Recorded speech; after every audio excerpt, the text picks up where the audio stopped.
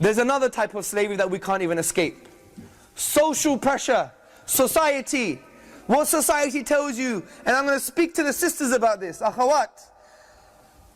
If I were to ask you what makes you feel pretty, many of our definitions would be not the definitions according to the Quran and Sunnah. Because according to the Quran and Sunnah, beauty is holistic. We don't say, does he have a nice arm? Does he have a nice ear? Does he have a nice eyes? We don't reduce people to single parts. We see them holistically. That's why our deen is a deen of oneness. That's why we see the inner aspects of beauty and the outer aspects of beauty, and it's all together. But if I were to ask you, you'd probably give me a reductionist view on beauty, meaning, oh, if I have nice eyes, or if I have nice fingers, for example.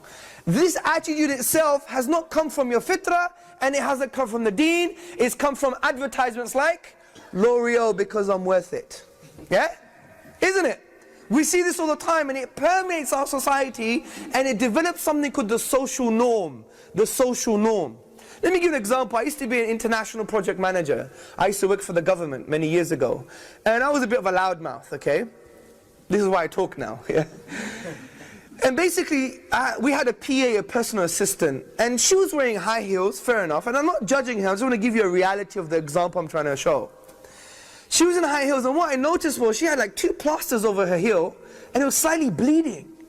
And I asked her the question, what's wrong with you? Are you really comfortable in those? Yes. It makes me feel better about myself.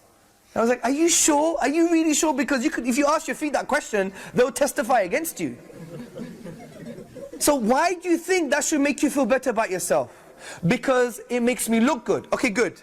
Why does it make you look good, and by whose definition? Is it really yours? And then I made her think, and this is the power of questioning. Wallahi, dawah is just about questioning. The Quran gives you questions. وَفِي أَنفُسِكُمْ أَفَلَا تُبْصِرُونَ. And in themselves, do they not see? أَوَلَمْ يَتَفَكَّرُوا فِي أَنفُسِهِمْ. Do they not reflect within themselves? أَفَلَا يَنْظُرُونَ إِلَى الْإِبِلِ كَيْفَ خُلِقَتْ. Have you not seen the camel and how it was created? Questions, questions. Allah doesn't always give you answers. He's giving you these questions to direct you through this madness of life, to come to a conclusion that Allah is one and that He should be worshipped. So use questioning as well. Use the power of the Quran. So when you give them the tools of questioning, they're like, you know what? And then she took her shoes off. Because she understands this is not really me, it's not in line with my fitrah. It's a socialization. It's been as a result of the media. And you know why human beings are social animals? I did psychology at university, and one of the reasons are that human beings by their very nature, they want certainty. They want certainty, they want to feel certain, they want to have yaqeen. If they don't feel certain about something, including their own beauty, they go to society, because it's like almost like the most powerful thing around them, because it's a consensus, it's the masses, and they will adopt what the society says. This is why, brothers, how many of you have daughters? Put your hand up. May Allah bless your daughters, many of you. Let me give you some advice. Make sure from a very young age, your daughter feels she's intelligent. Your daughter feels she's beautiful. Your daughter feels she's beautiful outside and inside. Because if you don't, as a father, I know it's very hard because you're from the Asian subcontinent, where it's like love and being soft and nice is not part of the culture. Get over it. This is your jihad al-nafs. Because the sunnah is like this. The Prophet ﷺ used to kiss his grandchildren. He used to have mercy on them. He used to say, Ya Allah, I love so-and-so, so I love so-and-so. So at the end of the day, we have to break through this. It's not just good wearing beards, having long robes, and looking the part. But if our hearts are messed up, what is the point? Because even goats have beards. It's dead protein, isn't it?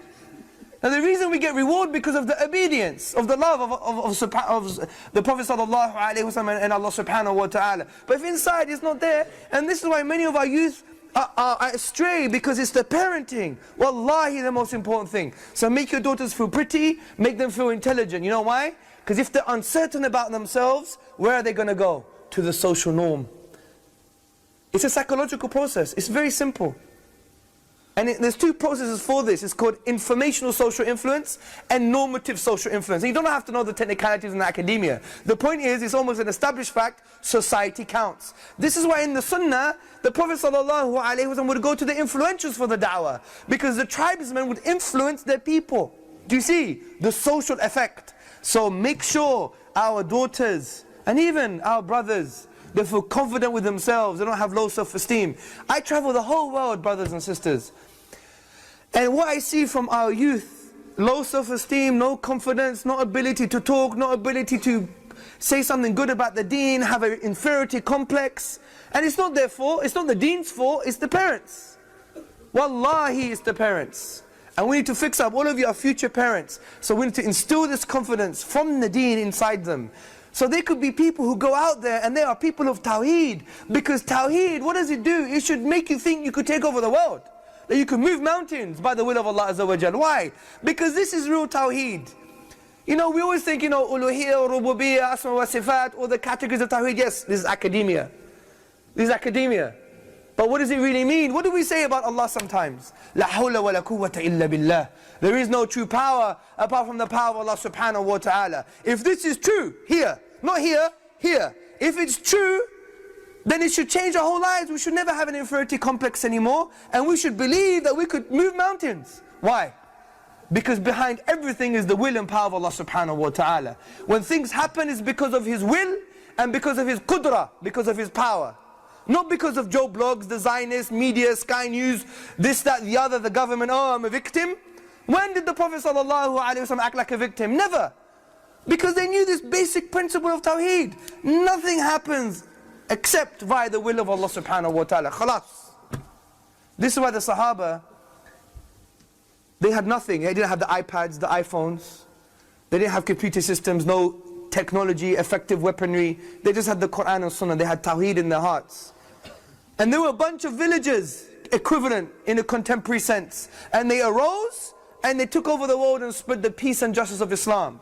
What do you think that was? Because they had great weaponry, they had interballistic missiles, they had nuclear weaponry, they had diplomacy. You think they had that stuff?